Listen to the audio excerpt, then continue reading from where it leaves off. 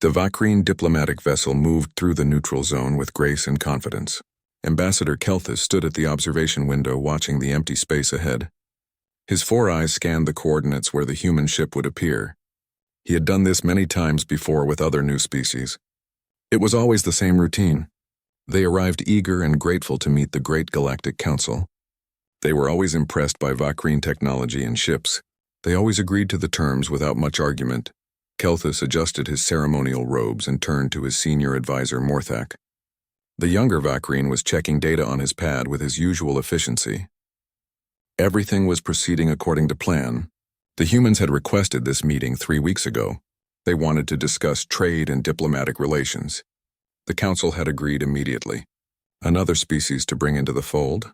Another civilization to integrate into the galactic economy.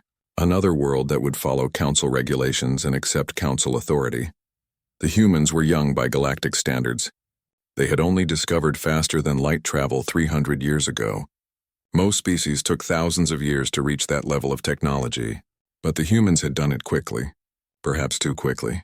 Still, young species were always easier to guide. They lacked the experience to negotiate properly. They didn't understand how galactic politics really worked. They would accept the standard agreements and be grateful for the opportunity. Morthak looked up from his pad. The human vessel would emerge from faster-than-light travel in less than 2 minutes.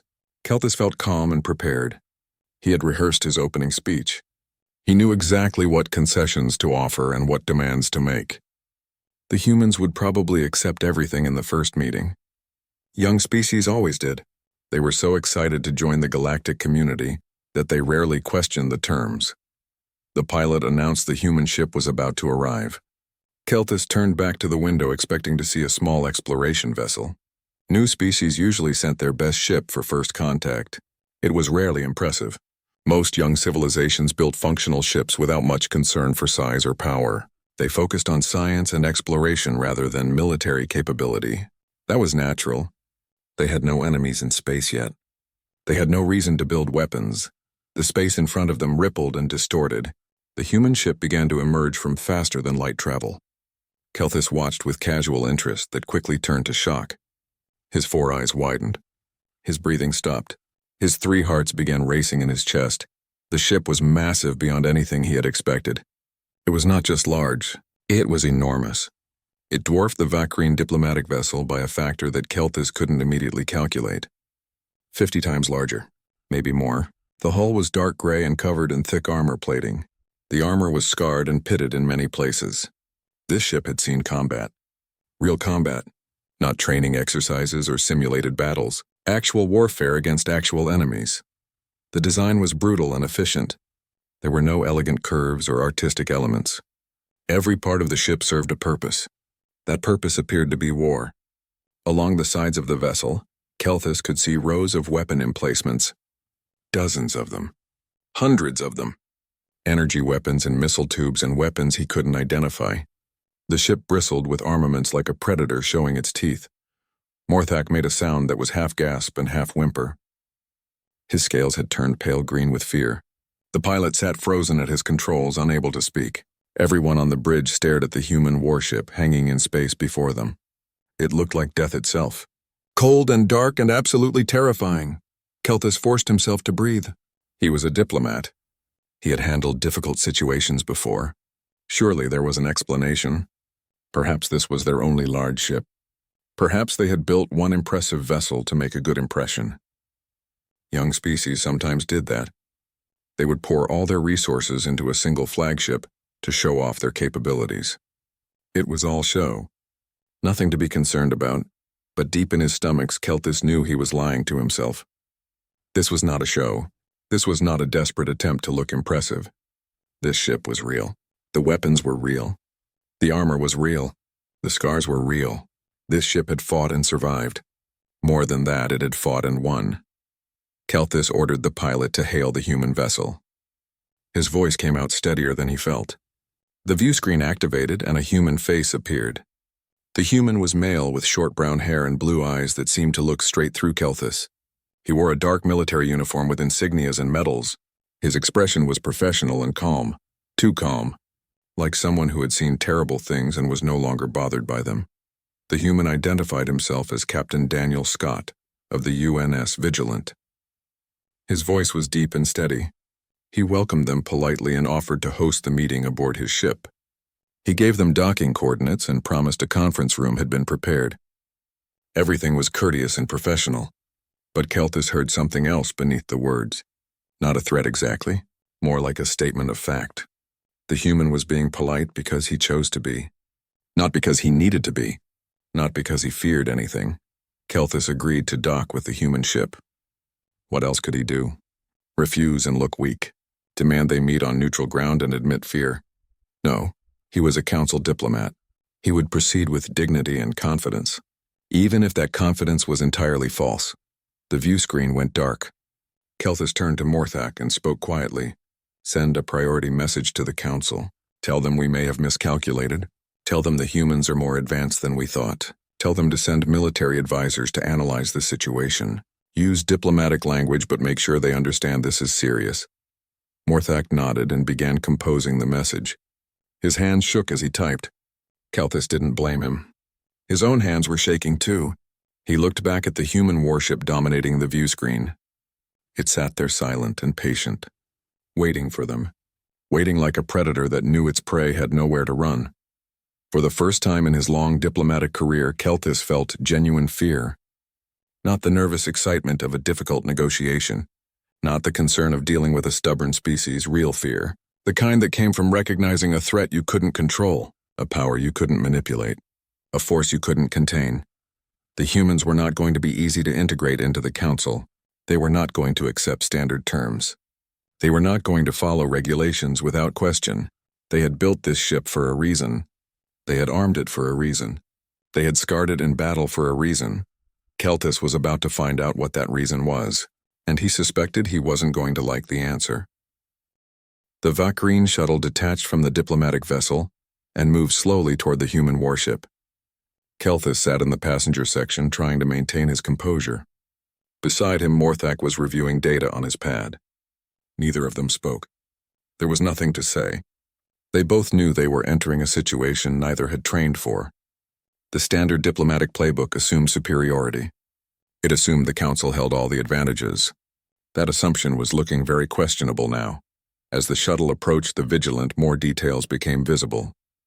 The armor plating was thicker than anything Keltis had seen before. The weapon emplacements were larger and more numerous than his initial estimate. Entire sections of the hull appeared designed to open, revealing launch bays underneath. This ship carried smaller craft. Lots of them. Fighters maybe. Bombers perhaps. How many could a ship this size hold? Hundreds. Possibly thousands. The shuttle passed along the length of the warship. It seemed to take forever. The Vigilant just kept going. Kilometer after kilometer of armored hull and weapons. The scale was incomprehensible. What kind of species built ships like this? What kind of threats did they face that required such overwhelming military power? And why had the council never detected any of this? They docked with a heavy metallic clang that echoed through the shuttle. Keltis stood and straightened his robes. Morthak gathered his equipment.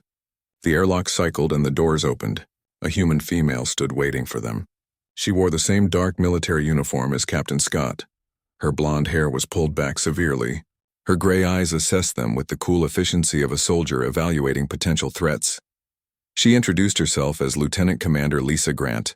She would escort them to the conference room.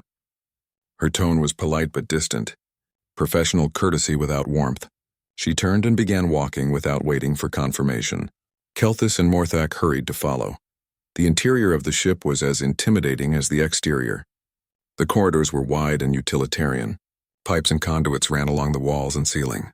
Everything was marked with human text and symbols. Warning signs. Equipment labels. Direction markers. It all looked functional and efficient. Nothing decorative. Nothing comfortable. This was a military vessel designed for one purpose. But what struck Keltis most were the humans themselves. They were everywhere, walking through corridors, working at stations, carrying equipment, talking into communication devices. There were dozens of them just in the sections they passed through, all wearing uniforms, all moving with purpose and discipline, and they were armed. Not with ceremonial weapons for show, real weapons, sidearms holstered at their hips. ready for use, expected to be used if necessary. Keltis asked if this was a military vessel. Lisa glanced back at him. Yes, she said. The Vigilant was a United Nations Navy warship. Titan-class battlecruiser. Was there a problem? Keltis quickly said no. But inside he was screaming. They had sent a diplomatic delegation to meet a battlecruiser. Not an exploration ship. Not a science vessel. Not even a patrol boat. A battlecruiser. A ship designed specifically for large-scale combat operations. They passed through what appeared to be a hangar bay. Keltis couldn't help but stare. The space was enormous. Easily 500 meters across. Maybe more. Rows of small craft filled the bay. Sleek fighters with angular designs and visible weapons. Larger bombers with missile pods and energy cannons. Gunships with heavy armor and multiple turrets. Human technicians swarmed over the craft performing maintenance and repairs. Pilots stood in groups discussing mission parameters. Everything was organized chaos. Controlled activity. Military efficiency.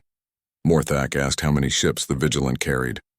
His scientific curiosity had overcome his fear. Lisa answered without hesitation. 240 starfighters, 36 bombers, 12 gunships, various support craft, plus landing force equipment, of course. She said it casually, like it was normal. Like every ship carried that much offensive capability. Keltis felt dizzy. 240 fighters. Some species had entire planetary defense forces with fewer ships, and this was just what one human vessel carried. How many ships did humanity have? How large was their fleet? What kind of military-industrial complex could support this level of production? They took an elevator up several decks. More humans passed them in the corridors.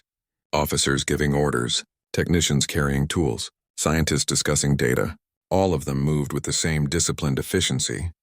All of them saluted as Lisa passed. The respect was genuine, not forced. These people believed in their mission. They believed in their ship. They believed in their captain. Lisa commented that the crew was the best humanity had to offer.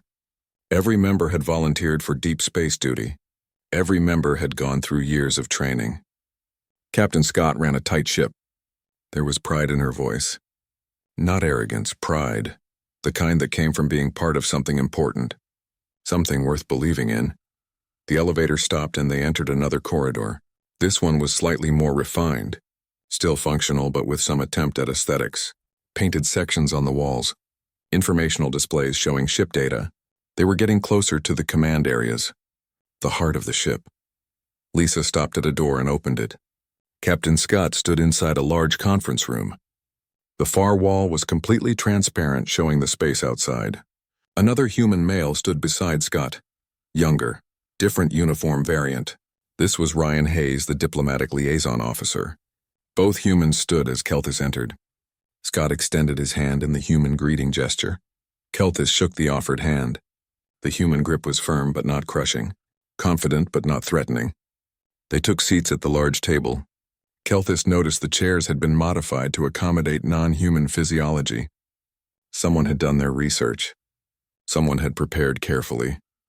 Then Keltis looked out the transparent wall and his blood froze. 3 more human warships had arrived, each one as massive as the Vigilant. They hung in space around the meeting point. 4 battlecruisers. 4 ships each carrying hundreds of fighters and thousands of crew. 4 vessels each armed with enough weapons to conquer a small star system. Scott noticed his reaction. He smiled slightly. Standard protocol, he said. When meeting an unknown species for the first time, we take precautions. Nothing to be concerned about, Ambassador. Just making sure everyone stays safe. Keltis managed a weak smile. Of course, just a precaution. Standard protocol. But his minds were racing. This wasn't standard protocol for a diplomatic meeting. This was a show of force. A demonstration. A message. The humans were telling him something without words. They were saying, we are not weak. We are not vulnerable. We are not going to be pushed around. And Keltis understood the message perfectly. The humans hadn't sent a diplomat escorted by a warship. They had sent a warship that happened to have a diplomat aboard. The difference was profound. The implications were terrifying. Everything Keltis had assumed about this meeting was wrong. Everything the Council believed about humanity was wrong. They weren't a young species looking for guidance. They were a military power looking for respect. Captain Scott gestured toward refreshments on a side table. They had prepared beverages and food compatible with Vacrine biology. Their science team had worked from the dietary information in the initial contact package. Keltis appreciated the gesture even though he had no appetite. Fear did that. It made eating impossible. It made thinking difficult. It made everything harder. Brian Hayes opened a datapad and began the meeting. He asked about the purpose of their visit. The initial message had mentioned trade agreements and cultural exchange, but was vague on details. Could Keltis provide more information? The question seemed innocent enough, but Keltis heard the real question beneath it. What do you want from us? What are you really here for? What are your actual intentions? Keltis explained about the Galactic Council. 217 member species, 3,000 inhabited worlds, complex trade networks and mutual defense pacts, disputes settled through mediation and economic pressure rather than warfare. It was the standard pitch, the one he had given hundreds of times to dozens of species. It usually worked. Most young civilizations were eager to join. They saw the benefits immediately: protection, technology, trade opportunities. Who would refuse such an offer? Hayes asked follow-up questions. How long had the council existed? What were the membership requirements? What did joining entail? Keltis answered each question carefully. He explained the regulations on warfare and resource extraction, the limits on military capabilities, the collective security arrangements, all designed to maintain peace, all designed to prevent any single species from gaining too much power, all designed to keep the council in control. Scott asked what protection meant. Protection from what? The question was sharp, direct. It cut through diplomatic language to the heart of the matter. Keltis fumbled his answer. Threats, hostile species, pirates, natural disasters. The council maintained rapid response fleets to help members in need. It sounded weak even to his own ears. Vague. Unconvincing. Scott leaned back in his chair. He asked about the regulations on warfare. What exactly did they entail? Keltis explained. Limits on ship classes, limits on weapon yields, limits on fleet sizes. All designed to prevent arms races. All designed to maintain balance. All designed to ensure no single species could challenge the council. There was a long silence. Scott and Hayes exchanged a look. Some unspoken communication passed between them. Then Hayes spoke carefully. He said humanity wasn't looking to join a collective government. They were interested in diplomatic relations and trade, certainly. But they maintained their sovereignty. They made their own decisions. They followed their own rules. Keltis tried to explain.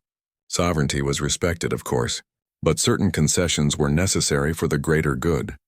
For peace, for stability, the council had maintained order for 8,000 years. Their system worked. Why would anyone refuse to be part of something so successful?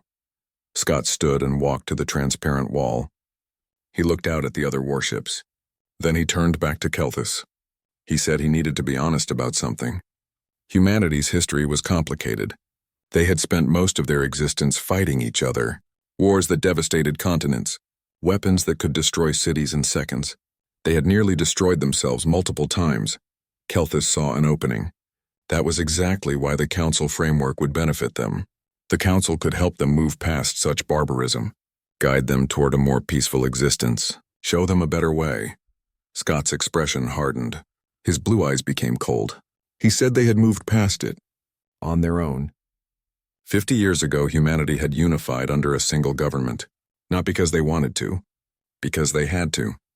They had made contact with an alien species, the Krell. The Krell had tried to invade Earth. Keltis felt his blood turn cold. What? An invasion? When? How had the council not known about this?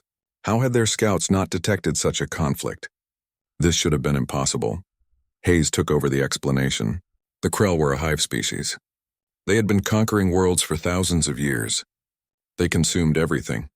They saw Earth and decided humans would make good livestock. They sent 300 ships. Humanity barely had faster-than-light technology. Their space military consisted of 12 experimental vessels. They were completely unprepared. Morthek asked what happened. His voice was barely a whisper. Scott said they fought. They lost 11 billion people in the first 3 months. Earth was bombarded. Mars was bombarded. The orbital colonies were destroyed. Entire regions became uninhabitable. But humanity learned. They adapted. They built ships like the Vigilant. They took the fight back to the Krell. Hayes continued. The war lasted 8 years. By the end, humanity had pushed the Krell back to their home system. They gave the Krell a choice. Surrender or extinction. The Krell chose to fight. So humanity finished it. They wiped out the entire species. Every last one. The conference room fell silent. Kelthus couldn't breathe. Couldn't think. Genocide. They were describing genocide. The complete extinction of an entire species. The Council had laws against such things. Treaties, conventions, this was unthinkable, Scott corrected him. Not genocide. Survival. The Krell had destroyed 17 civilizations before finding humanity. They would have destroyed more if humanity hadn't stopped them. As for genocide, they had offered terms. The Krell refused. Humanity didn't have the luxury of half measures. It was survival or extinction. Us or them. Kelthus asked why the Council hadn't intervened. Why hadn't they known? This was a massive conflict. How could it have gone undetected, Hayes explained. The Krell operated in the void between Council space and human space. By the time Council scouts would have detected the war, it was over. And frankly, humanity hadn't known the Council existed. Even if they had, they wouldn't have trusted help to arrive in time. They had learned to depend on themselves, on their own strength, on their own determination. Scott returned to his seat. He said this was their dilemma. The Council was asking them to limit their military and trust in collective security. But humanity had learned the hard way. When ships start falling from the sky, the only people you can count on are yourself. No one else will save you. No one else will fight your battles. You either win or you die. Kelthus struggled to process what he had heard. A species that had survived a war of extermination. A species that had fought back and won. A species that had destroyed their enemy completely when diplomacy failed. This changed everything. Every assumption. Every plan. Every strategy the Council used for dealing with new species was suddenly worthless. Kelthus said he needed to contact the Council. This information changed everything. They needed to know. They needed to understand what they were dealing with. Hayes agreed. They could provide a secure communication channel. But before Kelthus made that call, there was something else he should know. Something important. Kelthus wasn't sure he could handle more revelations, but he nodded anyway. What else could go wrong? What else could possibly surprise him at this point? Hayes activated a holographic display above the conference table. It showed a star map, thousands of points of light representing systems and territories. Hayes highlighted a large cluster. This was Council space, 217 species, 3,000 worlds, 30,000 light-years across. Impressive by any measure, the work of millennia. The achievement of hundreds of civilizations working together. The display shifted. Hayes highlighted a different region. This was human space, 462 worlds, 15,000 light-years across. Kelthus stared. That was impossible. Humans had only had faster-than-light travel for 300 years. How could they control so much territory? How could they have expanded so quickly? Scott said they had been very busy. After the Krell War, humanity adopted a rapid expansion policy. They never wanted to be caught vulnerable again. If other threats existed, they needed resources to meet them. They needed industrial capacity. They needed strategic depth. So they expanded, aggressively, constantly, without stopping. Morthak spoke up. 462 worlds was more than most Council species possessed. Some of the oldest civilizations controlled fewer systems. How is this possible? Hayes continued. It wasn't just colonies. Humanity had built extensive military infrastructure throughout their territory. Shipyards, supply depots, defensive stations, early warning networks. The Vigilant and her sister ships were just the visible edge of a much larger force. The holographic display changed again. Ship schematics appeared. Different classes and sizes. Hayes explained the human fleet structure. Titan-class battlecruisers like the Vigilant were their heavy assault ships. 82 in active service, 30 more under construction. Below that were destroyers. Below that were frigates and corvettes, various support vessels. In total, the United Nations Navy operated approximately 12,000 combat-capable ships. The number hit Kelthus like a physical blow. 12,000 warships. The entire Council combined had maybe 15,000 military vessels. Most of those were light patrol ships or system defense boats, nothing like these battle cruisers. Nothing with this level of capability. These humans in 3 centuries had built a military that rivaled 200 species combined. Kelthus asked how. How was this possible? No species could militarize so quickly. No economy could support such production. It defied everything the Council knew about industrial development and resource management. Scott answered simply, necessity and human nature. Humans were good at building things, especially things designed to kill. When the Krell attacked, every resource was directed toward survival. Every factory, every scientific mind, every available material. That industrial base never fully demobilized after the war. It just redirected toward expansion and preparedness. Hayes added that humanity wasn't interested in conquest. They didn't want to dominate the galaxy, but they would never again be in a position where survival depended on anyone else. They had paid too high a price for independence. 11 billion dead. Entire worlds devastated. That kind of trauma changed a species. It made them cautious. It made them strong. It made them determined never to be victims again. Kelthus looked at the star map showing human-controlled space. A terrible realization dawned. The Council had intended to absorb humanity. That was the real purpose of these meetings. Establish economic dependence. Gradually integrate them into existing power structures.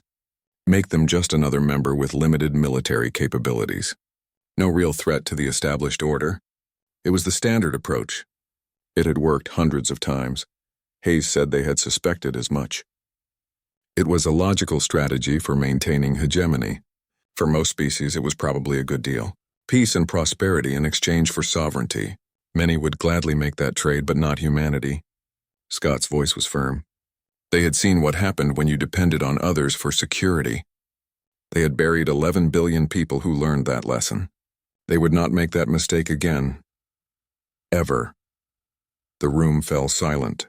Kelthus felt centuries of diplomatic protocol crumbling. Every strategy the Council used assumed military superiority. What happened when that assumption was false? What happened when the new species was already powerful, already independent, already determined to stay that way? Kelthus asked what humanity wanted. If they didn't want to join the Council, what were they here for? Hayes answered simply, trade, cultural exchange, scientific cooperation, normal relations between sovereign powers. Humanity wasn't interested in isolation.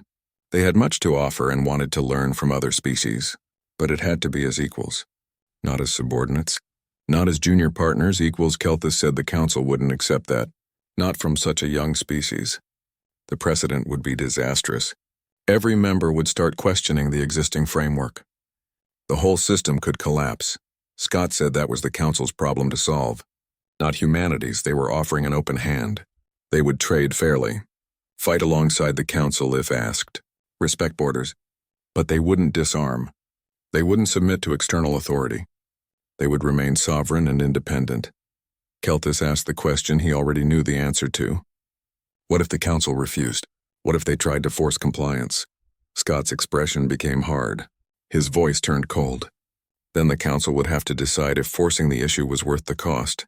Humanity didn't want war. They had enough of war to last 1,000 lifetimes. But if someone brought war to them, they would end it. Permanently. Just like they ended the Krell.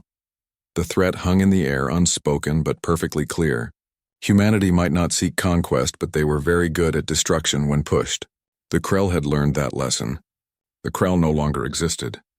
The Council could learn the same lesson if they insisted. Kelthus stood on shaky legs. He needed to speak with the Council immediately. This was beyond his authority to negotiate. Way beyond. This required the highest levels of Council leadership. Decisions that could affect the entire galactic order. Hayes stood as well. They would provide everything Kelthus needed. Take all the time necessary. Humanity was patient. They could wait for the Council to decide. They had nowhere else to be. The Council chamber on Vakara Prime was in chaos. Kelthus had never seen the assembled representatives so disorganized. His report had been transmitted 3 days ago. The debate had been continuous since then. Arguments, accusations, panic, fear. Every emotion except calm, reasoned discussion. Counselor Thren of the Morkath Collective insisted the humans were bluffing. No species could build such a military in 3 centuries. The data must be exaggerated. False information designed to intimidate. The humans were trying to negotiate from a false position of strength. Classic young species behavior. All show and no substance, Kelthus argued back. He had seen the fleet with his own eyes. 4 battle cruisers each carrying enough firepower to threaten a star system. The data was specific, detailed, consistent. Why would the humans provide false information that could be easily verified? That made no sense. Thren countered that the data was unverified. It came from the humans themselves. Of course they would inflate their capabilities. Of course they would try to appear stronger than they were. The council should call their bluff. Send terms for membership. See if the humans back down. Councillor Vrex of the Soltari Union spoke quietly. The chamber fell silent. Vrex was old, ancient by some standards. When Vrex spoke, people listened. Vrex said the intelligence division had sent stealth probes to human territory. The probes had returned yesterday with data.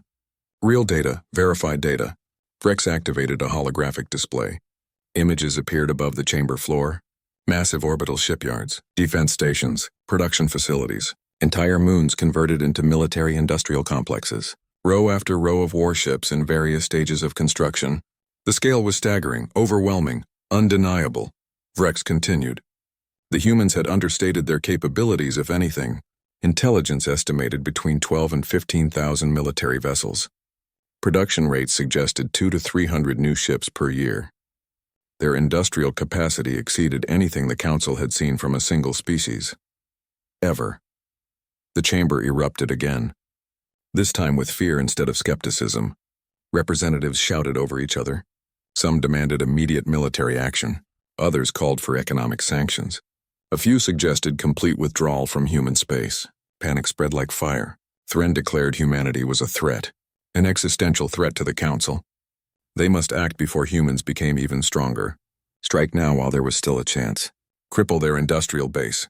Force them to accept Council terms. It was the only way to maintain order. Kelthus demanded to know how. How exactly would they strike? Had Thren seen the data? Did he understand what they were facing? This wasn't some minor military power. This was a species that had survived extinction and built an empire from the ashes. Did Thren really want to start a war with them? Thren insisted the Council still had numerical superiority. Combined forces exceeded human military strength. If they struck quickly before humanity consolidated further, they could win. It would be costly, but victory was possible. Kelthus said costly meant billions dead. Costly meant devastated worlds. Costly meant exactly the kind of galactic war the Council was founded to prevent. All because humanity refused to submit. Was pride worth that price? Was maintaining the existing order worth that much death? Thren argued it wasn't about pride. It was about stability. If humanity was allowed to exist as an independent military power, other species would follow. The Council's authority would erode. They would return to the age of constant warfare. Everything the Council had built would collapse. Councillor Vrex raised a hand for silence. The chamber quieted. Vrex said there was additional information. Intelligence had recovered data about the Krell War. Battle footage. Historical records. Strategic analyses. The Council needed to see it before making any decisions. The holographic display changed. Footage appeared from human archives. Kelthus watched again as Krell ships bombarded Earth. He saw cities reduced to rubble. He saw human ships fighting desperately against superior numbers. He saw the gradual shift as humanity learned to fight back. Better tactics, better weapons, better ships. He saw the final battle at the Krell home system. Thousands of human vessels overwhelming the Krell defenses. Systematic destruction of every military installation. Every shipyard. Every structure that could pose a threat. Thorough, methodical, merciless. Vrex said the humans hadn't exaggerated about genocide. The Krell species was extinct. Not a single member survived. Humanity had made certain of that. Thren pointed out this proved his argument. These humans had the capability and willingness to commit extinction-level warfare. This was what the Council faced. A species that would destroy entire civilizations when pushed. Councillor Jex of the Aranthi spoke for the first time. Jex was older even than Vrex, one of the Council founders. When Jex spoke, even Thren listened. Jex said they were making an error. A fundamental misunderstanding of what they faced. Thren asked what error. The situation seemed clear enough. Jex said they were treating humanity as a threat to contain, when they should recognize humanity as survivors who earned their strength through suffering. Humanity lost 11 billion people in a war the Council never detected. They faced extinction and fought back from the brink. They built their empire not from conquest but from desperate need. The need to never be vulnerable again. Thren argued that didn't make them less dangerous. If anything, it made them more dangerous. Jex agreed. But it made them predictable. Humanity had shown exactly what they wanted. To be left alone to manage their own affairs. They traded fairly. They respected borders. They asked only to be treated as equals. The question was whether Council pride could accept that. Thren insisted it wasn't about pride. It was about maintaining the order that kept peace for 8,000 years. Jex countered that the order was built on ensuring no single species could challenge the Council. But what if that order was obsolete? What if the galaxy had room for more than one power center? What if cooperation between equals was stronger than dominance by one group? The debate continued for hours. Proposals were made and rejected. Military action was discussed and ultimately dismissed as too costly. Economic sanctions were suggested and abandoned as ineffective. Isolation was considered and discarded as impractical. Every option had flaws. Every approach had risks. Finally, as dawn broke over Vakara, Prime Counselor Vrex called for a vote. The question was simple. Accept humanity as an independent power and negotiate as equals, or attempt to force compliance with existing regulations. War or peace, pride or pragmatism, the old order or a new reality. The vote was closer than Kelthus expected. Many counselors couldn't accept the precedent. Many feared what other species might do if humanity was allowed independence. But in the end, pragmatism won. Barely. By a narrow margin, the Council agreed to extend diplomatic relations with humanity, treating them as a sovereign power, as equals. As the session ended, Counselor Jex approached Kelthus. The old counselor observed that Kelthus seemed troubled. Kelthus admitted he kept thinking about what Captain Scott said, about how the only people they could count on were themselves. The Council had resources, technology, fleet strength, but they weren't there during the Krell War. They didn't even know it happened. Now they were upset that humanity didn't trust Council protection. The irony was painful. Jex said it was a valid point.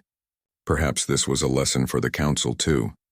They had grown comfortable in dominance, assuming threats would come from within Council borders. Humanity reminded them the galaxy was larger and more dangerous than they wanted to admit. Kelthus asked what happened now. Jex said simply that they adapted. The galaxy had changed. There was a new power among the stars, one the Council didn't create and couldn't control.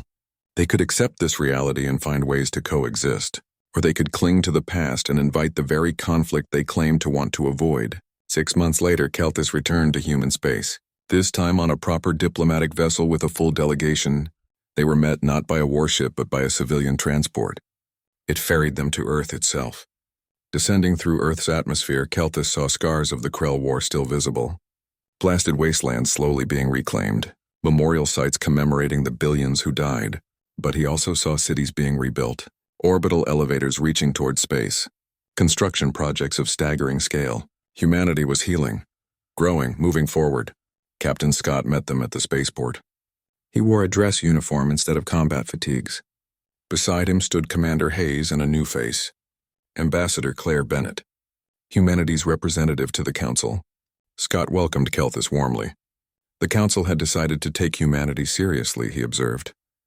Kelthus replied that the Council had decided wisdom was preferable to pride. They were here to negotiate a full diplomatic treaty, trade agreements, cultural exchange, scientific cooperation, everything. Scott asked if it would be as equals. Kelthus confirmed. As equals, Scott smiled. Then they should get to work. Walking toward the waiting vehicles, Kelthus glanced up. He could barely see the orbital defense stations, tiny points of light, humanity's shield against another attack. They had seen the abyss, felt its cold embrace, fought back to the light. They earned their place among the stars through blood and fire and absolute refusal to surrender. The galaxy would